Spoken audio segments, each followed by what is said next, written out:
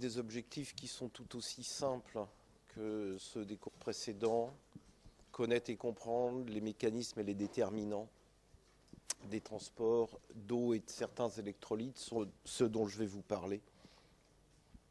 Dans l'intestin, ça c'est pour la situation normale, et puis on va en profiter pour faire une extension à une situation pathologique fréquente, en particulier dans certaines régions du monde, qui sont les diarrhées. Alors j'avais commencé le premier cours en vous disant que, comme son nom l'indiquait, le tube digestif est un tuyau. Donc voilà la représentation du tuyau. Un peu symbolique, certes, mais voilà le début du tube digestif et voilà la fin du tube digestif. Autour du tube digestif, il y a un organisme. Cet organisme est composé de liquide extracellulaire, c'est-à-dire ce qu'on appelle le milieu intérieur, et de cellules. Donc je n'ai pas représenté toutes les cellules, juste un certain nombre pour vous rappeler qu'il y a des cellules dans l'organisme. Et pour insister sur le fait, on en reparlera quand on fera de la physiologie rénale, mais pour insister sur le fait que ce qui distingue un organisme pluricellulaire d'un organisme mono- ou paucicellulaire, c'est que la plupart des cellules n'ont plus accès directement à l'environnement extérieur et n'ont accès à l'environnement extérieur que par l'intermédiaire du milieu intérieur, qui lui-même est en communication via un certain nombre d'interfaces, et le tube digestif en est une, avec le milieu extérieur. Et qu'évidemment, pour la survie des cellules, il est important de maintenir la composition du milieu intérieur dans des limites qui sont compatibles avec la survie de ces cellules. Alors, puisqu'on parle de milieu intérieur ou de liquide extracellulaire, de quoi on parle en termes de chiffres? Si on prend un individu de 70 kg, ce milieu intérieur, c'est environ 14 litres, en moyenne 14 litres, 91 grammes de sodium, un petit peu plus d'1 gramme de potassium, 39 grammes de chlore, un peu de bicarbonate, du glucose, etc., etc., un peu de calcium. Et tout ça, ça doit rester le plus stable possible. Ça doit rester le plus stable possible, mais néanmoins, on est contraint d'aller piocher dans le milieu extérieur ce dont on a besoin pour vivre, et en particulier pour produire de l'énergie. Donc on s'alimente. Et quand on s'alimente, on fait pénétrer dans le tube digestif des substances, de l'eau, des substances dissoutes, des aliments, qui vont, pour certaines, avoir la possibilité de franchir l'interface que constitue la paroi intestinale et rentrer dans le milieu intérieur. Évidemment, ça va modifier la composition du milieu intérieur. Alors, si on prend un exemple très simple, voilà un individu normal, et pendant une période de 24 heures, entre autres choses, il boit 2 litres d'eau.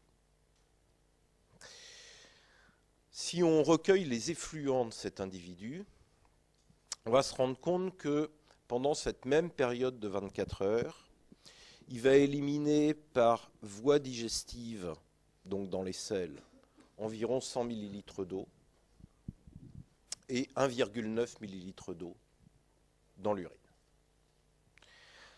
Donc on est content, puisque ce qui est sorti est égal à ce qui est rentré. Alors on verra comment on se débrouille pour que ce qui sorte soit égal à ce qui rentre. Aujourd'hui, ce qui nous intéresse, c'est ce qui rentre et comment ça rentre. Basé sur cette simple constatation, on peut poser une question. Basé sur cet exemple-là, un sujet sain ingère quotidiennement 2000 millilitres d'eau. Son excrétion fécale est de 100 millilitres, ce qui est une valeur parfaitement normale. Sa muqueuse digestive absorbe donc 1900 millilitres d'eau. C'est vrai ou c'est faux? C'est pas peut-être. C'est vrai ou c'est faux? Qui pense que c'est faux? Qui pense que c'est vrai?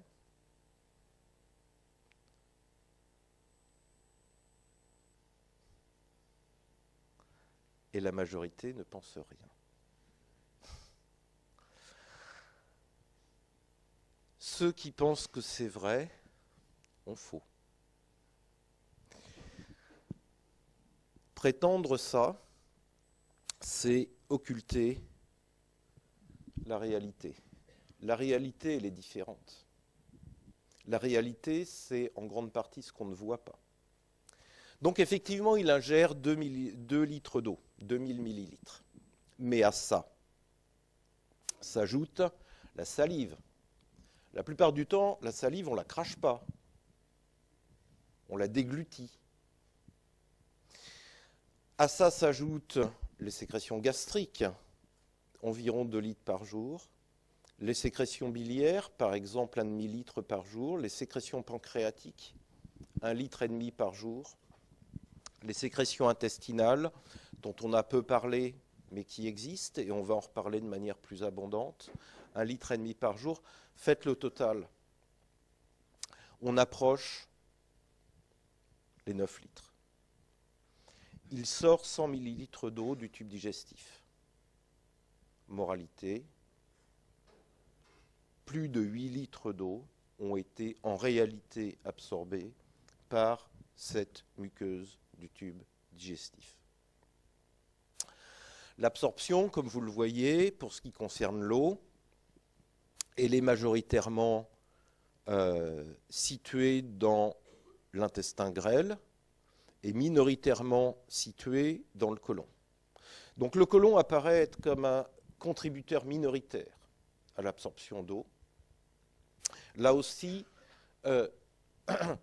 se limiter à cette simple constatation pour dire finalement la part du côlon dans l'absorption d'eau est faible, c'est occulter une partie de la réalité. Oui, elle est faible parce qu'en situation normale, elle n'a pas besoin d'être plus élevée.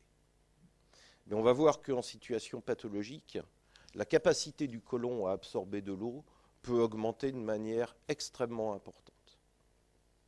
Donc on n'utilise pas en situation normale la capacité colique totale à absorber de l'eau. Et alors cette question qu'on se pose pour l'eau, qu'on vient de se poser pour l'eau, on peut se la poser pour absolument tous les ions. Alors on ne va pas faire un catalogue de tous les ions parce que ça pourrait être fastidieux à la fin. Mais on va considérer les principaux d'entre eux. Le sodium, par exemple. Que sont les apports alimentaires de sodium en moyenne dans un pays occidental? Ils sont en moyenne, mais là il y a une grande variabilité, on va prendre la moyenne, de l'ordre de 150 millimoles par jour. Qu'est-ce qu'on trouve à la sortie? Dans l'intestin, dans les selles, en situation normale, quasiment rien. Donc là encore, si on se limitait à l'organisme boîte noire, on regarde ce qui rentre, on regarde ce qui sort et on fait la différence pour dire ce qui est absorbé, on dirait qu'il y a un peu plus de 100 millimoles de sodium qui font l'objet d'une absorption. Mais en réalité, il y a beaucoup plus. Parce qu'à ce sodium alimentaire vient s'ajouter du sodium qui est contenu dans la salive, et c'est à peu près autant que ce qu'il y a dans l'alimentation. Un petit peu de sodium qui est contenu dans les sécrétions gastriques, c'est pas beaucoup par rapport au chlore par exemple, mais néanmoins ça existe. Ce qui est dans les sécrétions biliaires, ce qui est dans les sécrétions pancréatiques, c'est relativement abondant, ce qui est dans les sécrétions intestinales. Et finalement, on arrive à plusieurs centaines de millimoles de sodium qui apparaissent à un moment ou à un autre dans la lumière du tube digestif. À la sortie, il n'y a quasiment plus rien, donc tout a été réabsorbé. Et c'est réabsorbé où? Majoritairement, c'est réabsorbé dans l'intestin grêle et un petit peu dans le côlon. Là encore, la réabsorption de sodium qui a lieu dans le côlon a l'air minoritaire, mais parce qu'en situation normale, on n'a pas besoin de demander au côlon d'exprimer toute sa capacité de réabsorber du sodium.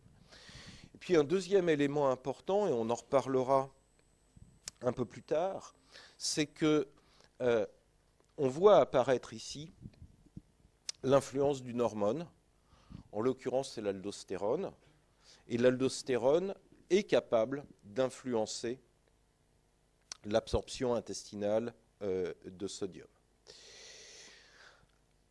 Ce qui est représenté sur la partie gauche de la figure sont les concentrations de sodium qui ont lieu, enfin qui existent à l'intérieur de la lumière intestinale. Et ce qu'on observe, c'est que le liquide qui sort de l'estomac est un liquide dont la concentration de sodium est relativement faible par rapport au milieu intérieur, 60 millimolaires, et que en aval de l'abouchement de la voie biliaire principale et des canaux pancréatiques, la concentration de sodium a considérablement augmenté et elle est de l'ordre de 140 millimoles par litre, c'est-à-dire la même que celle qu'on a dans le liquide extracellulaire, en grande partie parce que, comme on l'a vu, les liquides qui proviennent du pancréas et les liquides qui proviennent de la bile sont des liquides dont la concentration de sodium est à peu de choses près la même que celle du liquide extracellulaire. Et vous voyez que la concentration de sodium va rester stable tout le long de l'intestin grêle, puisque à la sortie de l'iléon, on arrive aussi à un liquide dont la concentration est de 140 millimoles par litre. Bien entendu, de l'eau a été réabsorbée et du sodium a aussi été réabsorbé. Et on peut en tirer une information, c'est que la réabsorption d'eau et de sodium dans le tubule proximal, dans l'intestin grêle, est une réabsorption qui est majoritairement ou exclusivement isotonique. Alors que dans le côlon, on voit que la concentration de sodium va diminuer pour redevenir inférieure à celle qui existe dans le milieu extracellulaire. Et donc la réabsorption de sodium dans le côlon aboutit à ce que ce liquide devienne hypotonique par rapport au liquide extracellulaire. Je vous dis tout de suite, on va considérer à ce stade-là 4 ions. On a parlé du sodium, on va parler du potassium, on va parler du chlore et on va parler du bicarbonate. Et ensuite, on va parler des mécanismes de transport. Et on gardera 2 cations pour la fin, qui sont le calcium et le fer. Et on arrêtera la description des transports intestinaux d'électrolytes à ce stade-là. Alors, le flux de potassium, là encore, qu'est-ce qu'on fait rentrer en s'alimentant?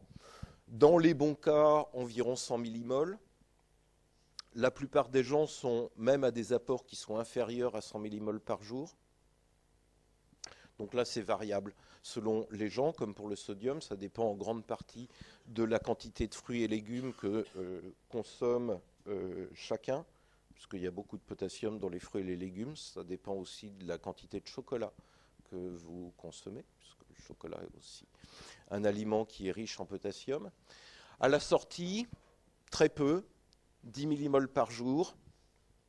Là, l'observation simple aboutirait à conclure que 90 millimoles de potassium ont été réabsorbés dans cet exemple-là. Évidemment, ça sous-estime la réalité, puisque du potassium est ajouté par la salive, du potassium est ajouté par les sécrétions gastriques, un peu de potassium est ajouté par les sécrétions biliaires, par les sécrétions pancréatiques et par les sécrétions intestinales qui ont lieu à la fois dans le grêle et dans le côlon.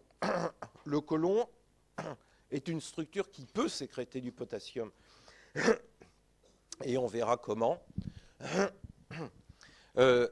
Et la somme de ça force à constater que finalement